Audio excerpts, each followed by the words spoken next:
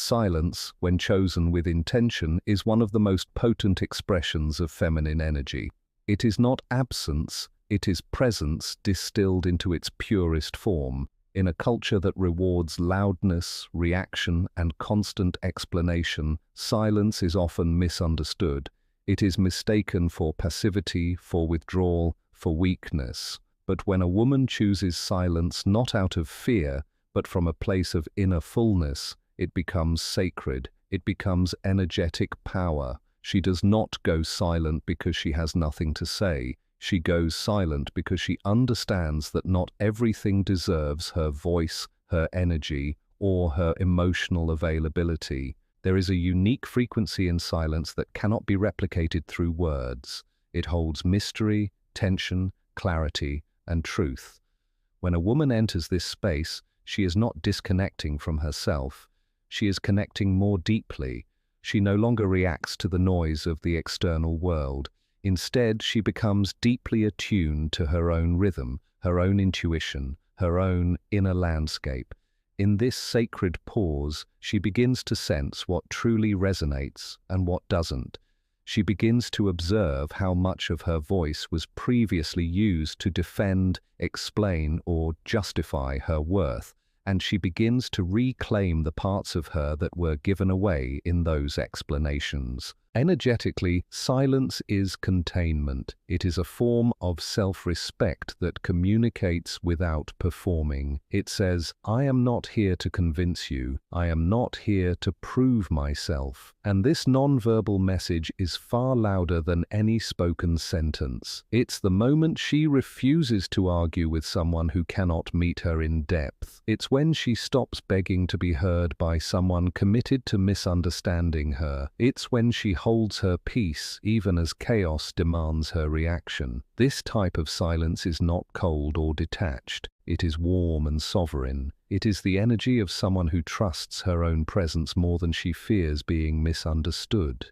In Jungian terms, this silence is a descent into the self. It is a withdrawal from the ego's compulsion to be seen and a return to the soul's quiet authority. The woman who embodies sacred silence knows she does not need to be loud to be powerful. Her quiet is a declaration, "I am listening to myself first." And that kind of listening makes her magnetic. People feel the shift in her energy. She no longer rushes to fill the void. She allows space. She allows stillness. And in doing so, she forces others to meet her on that deeper, quieter level or fall away.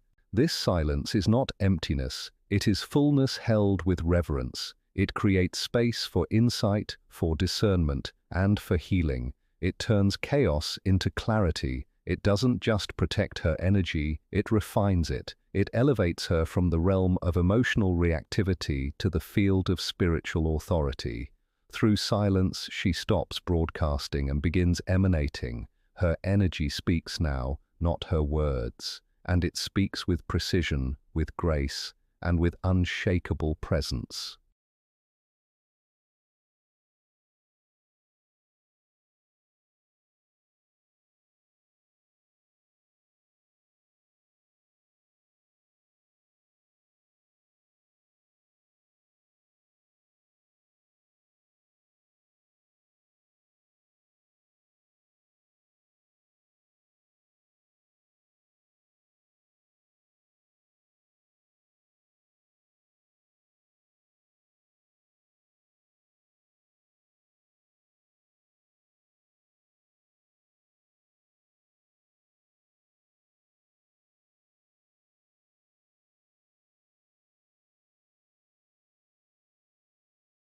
The unconscious masculine is often awakened not through confrontation, but through contrast. It is not the loud demand that wakes him, but the sudden absence of her warmth, attention, and availability. He begins to notice the space she once occupied, the energy she once offered, and the peace that now replaces the emotional noise. It is through her detachment that he becomes aware of the attachment he never acknowledged. Her absence is not just a physical one, it is energetic, and energy speaks a language that the unconscious understands far more powerfully than words ever could.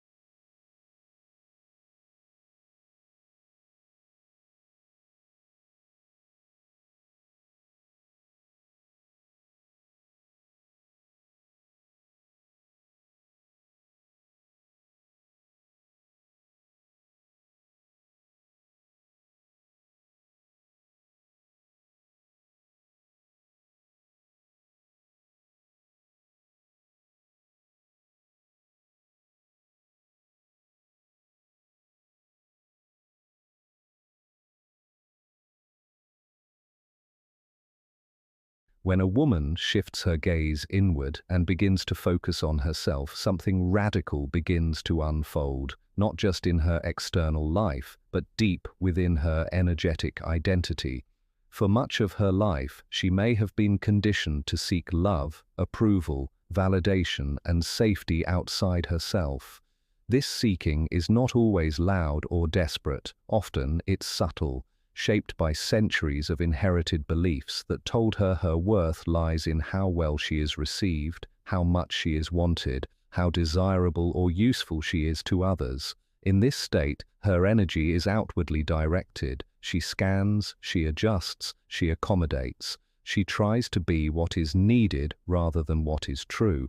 But when she begins the work of self-focus, everything shifts. She stops pouring all of her attention into the external world and begins to ask, what do I want? What do I feel? What do I need to heal? This turning inward is not selfish, it is sacred. It is the very act that begins to deconstruct the old identity built around performance and people-pleasing. She starts to see how often she gave parts of herself away in exchange for temporary connection. She sees how her desire for love became a compromise of her intuition. And in this awareness, the foundation of sovereignty begins. Self-focus teaches her to take her own emotions seriously. It teaches her to stop overriding her instincts for the sake of harmony. She begins to realize that being chosen is not the same as being cherished. She stops chasing relationships, outcomes, and attention, and instead learns to anchor into her own energy.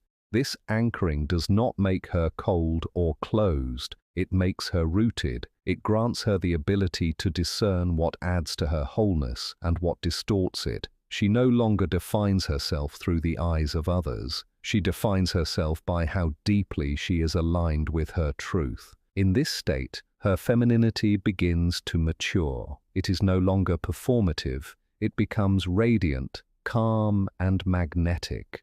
She becomes a woman who does not negotiate her peace for love, who does not beg to be seen, who no longer sacrifices her boundaries to avoid abandonment. She understands that sovereignty is not about being alone, it is about being complete. She still desires connection, but it is a desire rooted in wholeness, not emptiness. She attracts from fullness, not from hunger. This transformation is internal and invisible at first, but soon the outer world begins to respond.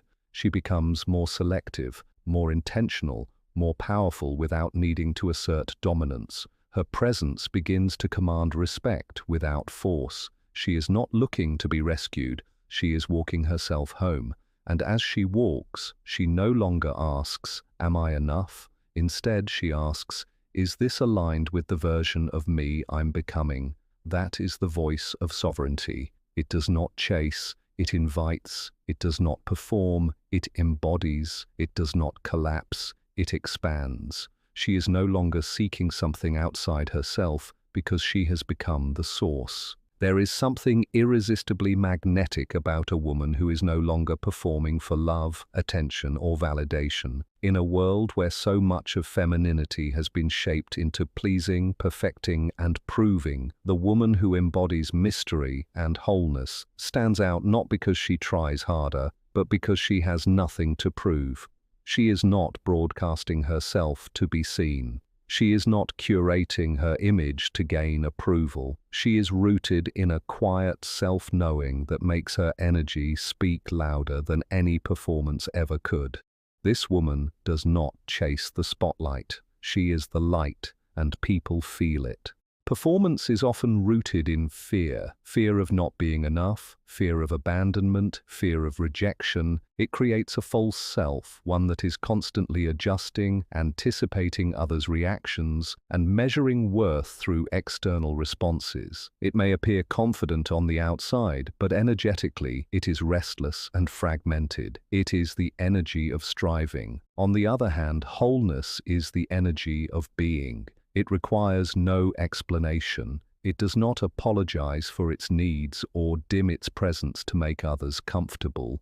Wholeness is when a woman no longer defines herself by how much she is desired, but by how deeply she honors herself. That inner congruence is what makes her so attractive. Mystery, in this context, is not a game or manipulation. It is the natural result of a woman who keeps parts of herself sacred. She is not emotionally naked with everyone. She reveals herself through depth, not desperation. She allows space to be known rather than rushing to be understood. There is a subtle power in that restraint. It invites others to earn her intimacy rather than consume it freely. Mystery is not withholding. It is choosing discernment. It is the energy of a woman who trusts that her presence alone is enough to create impact. She does not beg to be seen. She allows herself to be discovered. When a woman lives in performance, her energy is constantly scanning for reaction. Her sense of self is outsourced to others' opinions. But when she is whole, she becomes self-sourced. Her value does not rise and fall based on external feedback. She becomes emotionally sovereign. And that sovereignty is deeply attractive, especially to those who are emotionally ready for depth. People are drawn to her not because she tries to stand out, but because she is different, still self-aware, and grounded in her worth. Mystery and wholeness create a magnetic field around her. Others may not even know why they're drawn to her, only that they are. Her energy is rich and alive, not because she's performing, but because she's present. She is not trying to impress. She is simply embodying her truth. And that truth carries a kind of weight, a kind of allure that performance can never replicate. The more she embodies her full self without needing external validation, the more attractive she becomes, not just visually, but energetically. She is not putting on a show, she is radiating essence.